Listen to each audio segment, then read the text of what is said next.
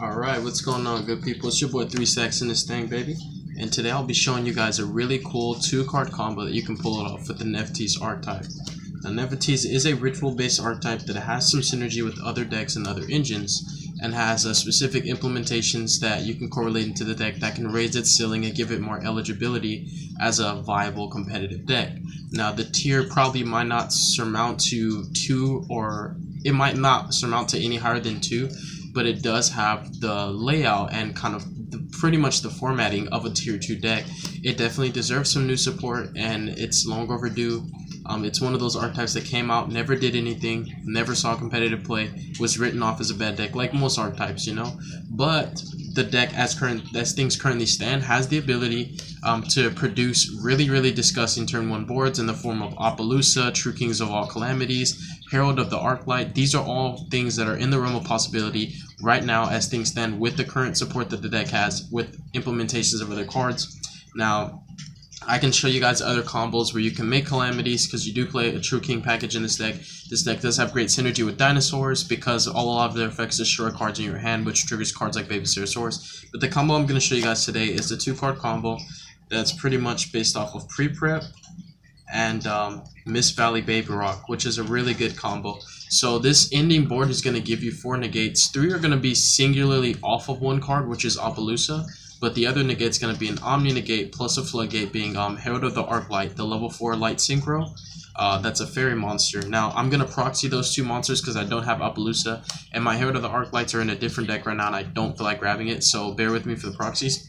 So essentially, for this 2-card combo to work, you only need an extra monster in your hand, which is pretty much more than half of this deck. 70% of this deck is monsters, and the rest are spells that search the monsters out. So pre-prep plus any monster, as long as it's a level 2 or higher, which is every monster in your deck.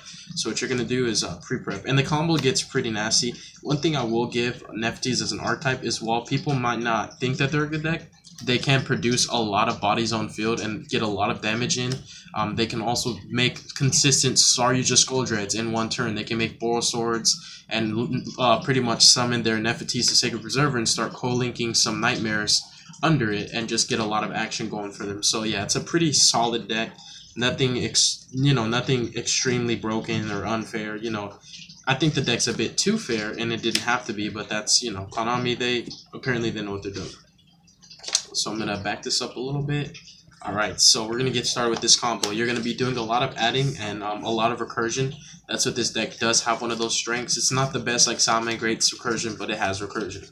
So you're going to activate Rebirth of NEPHTYSS. You're going to tribute the extra monster that you have in your hand. You're going to summon Devotee, and you're going to activate Devotee's effect, which is going to special any NEPHTYSS from your deck. Conveniently, if you're playing Sky Trackers and they don't have a Widow Anchor at this point, you can actually summon out the OG Sacred Phoenix, because this doesn't specify levels. It says special 1 NEPHTYSS monster from your deck, and you can blow your opponent's back rolls up here and there. But what you're going to go ahead and do is you're going to actually bring out the Searcher of the deck, Disciple of NEPHTYSS. So once you bring her out, you're going to use her effect to destroy Mist Valley Baby Rock and search. And this is all 1 effect, so Mist Valley Baby Rock can still trigger and it will not miss timing. Thank God. It's just like how True Kings work. So what you're going to do is you're going to search Matriarch. You do not need any other cards in your hand at this point. Everything else is going to replenish itself. Then you'll summon Mist Valley Baby Rock to your field off of its effect, because it's sent directly from the hand to the graveyard. So what you're going to do next is you're going to link summon with your Disciple and your Devotee into NEPHTYSS, the Sacred Preserver. You're going to use Preserver's effect to add Rebirth, and you're going to search a level 8. You can play some some Fire Kings in this deck as well. But one thing you want to be cognizant of is don't play too many cards that rely on you to have a good hand. Like, it's good to have effects that trigger whenever they're destroyed and stuff like that, but you don't want to play too many of them that rely for your hand to be good, because those cards can contribute to your hand being bad in the first place, like playing too many starters like Baby Ceratosaurus and High Avatar Garunix and things of that nature. You want to play enough but not overkill, so definitely keep that in mind when you play this deck. Don't go crazy with all the cards that have synergy when they're destroyed, like you can throw a bunch of shit-alls and stuff like that. But the next thing that we're going to do is we're going to activate Devotee's effect in graveyard. We're going to destroy a NEPHTYSS card in our hand, which it has to be a NEPHTYSS card, unfortunately. If it was any card in our hand, it'd be nice for the True King synergy. We're going to destroy Cerulean, and we're going to go ahead and special out I'm sorry, we're not supposed to search Cerulean. I searched the wrong monster. You go ahead and search out the OG just because it can come back the next standby and nuke your opponent's back row. And that'd be really good if this is a striker matchup. So you're going to destroy this. You search this instead of Cerulean, my bad. You destroy this, special summon devotee from your graveyard. Off of its own effect, you can use each effect once per turn.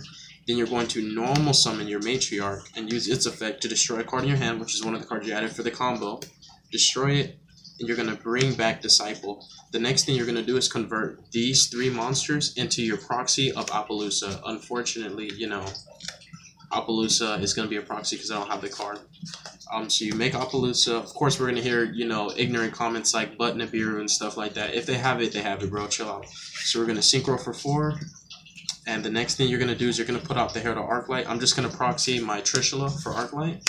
And that is your ending board. It's not the most menacing, but I'll tell you one thing. That's more interruptions than Salamagrates typically put out. And this is all accomplished with 2 cards, which is really nice. You've got a bit of recursion.